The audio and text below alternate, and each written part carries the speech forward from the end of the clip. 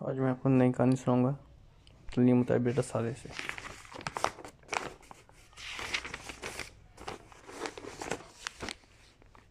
اللہ کیا دل شاد و آباد۔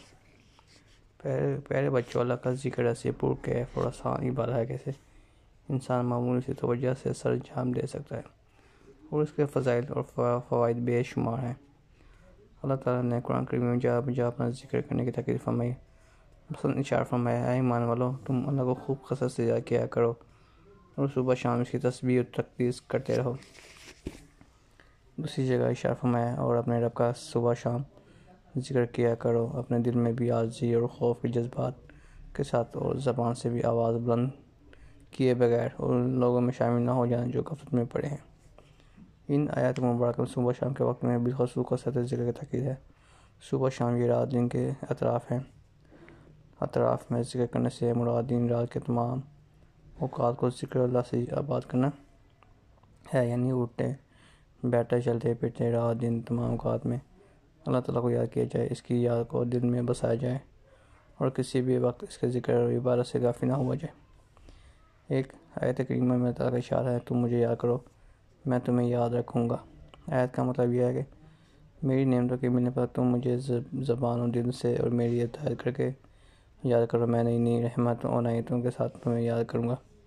ایک حدیث پاک میں کہ نبی کریم صلی اللہ علیہ وسلم نے ارشاد فرمایا، جو لوگ بیٹھ کر اللہ عز و جل کا ذکر کرتے ہیں تو فرشتے ان کو گھیر لیتے ہیں، اللہ تعالیٰ کی رحمت ان کو ڈھانپ لیتی ہے، ان کے دل پر سکینہ نازل ہوتا ہے، اور اللہ تعالیٰ ان کے اپنے پاس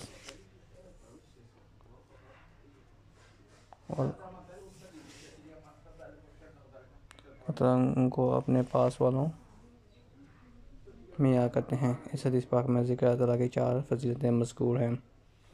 پہلی فضیلت، اللہ تعالیٰ کی پاکیزہ مخلوق فرشتے ذکر کرنے والوں کو گھیر لیتے ہیں۔ فرشتے تعجب سے دیکھتے ہیں کہ یہ ذکر کرنے والے باوجود دنیوی مشاغل کے اپنے رب کی یاد سے غافل نہیں ہوتے ہیں۔ دوسری فضیلت، اللہ اپنی یاد میں مشغول اشخاص کو اپنی رحمت میں ڈھانپ لیتے ہیں، جیسے ایک ماں اپنے بچے کو گود میں لے لیتی ہے اور پیار سے اس کے واری صدقے جاتی ہے۔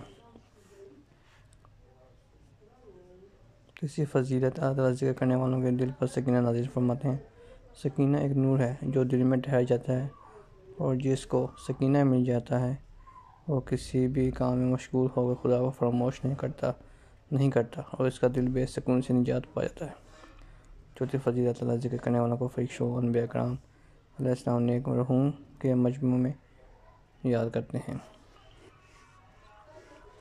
پیارے بچوں، یہ بات ہمیں یاد رکھنی چاہیے کہ ہمارے ذکر کرنے سے اللہ تعالیٰ کا کوئی فائدہ نہیں ہوتا، وہ ہم بندوں کے ذکر سے بے نیاز ہے، لیکن اس میں ہم بندوں کا فائدہ کے ذکر کی کثرت سے اللہ تعالیٰ کے ساتھ تعلق قوی و مضبوط ہوتا ہے، اور انسان کی روح کو غذا ملتی ہے، جس کی وجہ سے اس میں قوت پیدا ہوتی ہے۔ اس میں روحانی قوت کے نتیجے میں انسان کے لیے اپنے دو خطرناک دشمن نفس اور شیطان سے مقابلہ کرنا آسان ہو جاتا ہے، گناہوں سے بچنے میں بھی سہولت ہو جاتی ہے، اور ہر ذکر کے ساتھ نام اعمال میں نیکیوں کا اضافہ ہوتا چلا جاتا ہے۔ جب ذکر اللہ کے اس قدر فائدے ہیں تو اللہ تعالیٰ کو خوب کثرت سے یاد کرنے اور اپنے دل کو شاد و آباد کرنے کے لیے سب مستعد ہو جائیں۔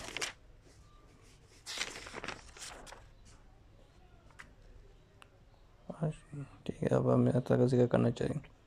سبحان اللہ و بحمدہ، سبحان اللہ العظیم، لا الہ الا اللہ محمد رسول اللہ، لا الہ الا اللہ وانت سبحانک انی کنت من الظالمین، الحمد للہ رب العالمین، سبحان اللہ والحمد للہ ولا